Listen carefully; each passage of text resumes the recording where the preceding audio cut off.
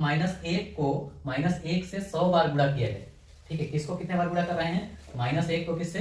-1 के 100 बार। ठीक है, ध्यान रखना। देखो -1 इस वाले को गुणा हम -1 को कितने बार कर रहे हैं? 100 बार। 100 बार अगर इसको कर रहे हैं तो इसके पावर में हम लिख देंगे 100। आ रही बात समझ में कि इस -1 को कितना बार? 100 बार। 100 बार मतलब इसके पावर में हम क्या लिखे? 100। समझ गए ना? अब मैं क्या चीज सिखाया था तुमको कि -1 के पावर में सम संख्या होता है। ठीक है, -1 के पावर में कौन संख्या होता है? सम संख्या।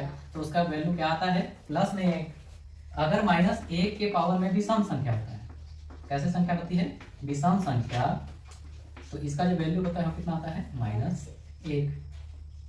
ठीक है, आई बात समझ में ना कि अगर -1 के पावर में कैसी संख्या है? सम संख्या, तो 1 आता है प्लस में, और -1 के पावर में विषम संख्या है तो कितना आएगा? माइनस में 1। ठीक है, अब देखो जो 100 से 100 में कैसा संख्या है? सम की विषम।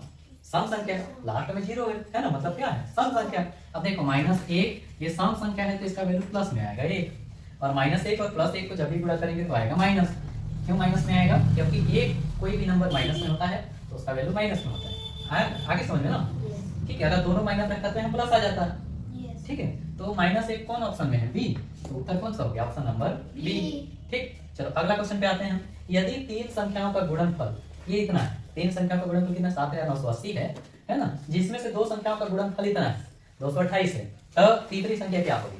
अब देखो 3 तो संख्या है, देखो मान के चलो x गुणित y गुणित z ऐसा रहता है। इसका मान कितना है? 7980। ठीक, और 2 संख्या का गुणनफल मान लो इन दोनों का मान दिया है, कितना दिया है? 228। कितना दिया है?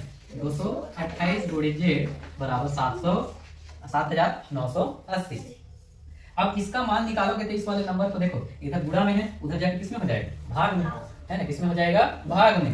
तो कैसे हम निकाले? z इज इक्वल टू कितना आया? 7980 भागित कितना हो गया? 228।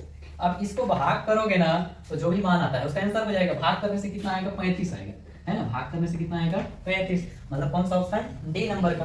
सारी बात समझ में? तो इसका डायरेक्ट फंडा कैसा है कि अगर 3 संख्या का गुणनफल दिया है, 2 का पता है, तो हम डायरेक्ट इस वाले में इसको अगर भाग भी करें ना तो उत्तर आ जाएगा।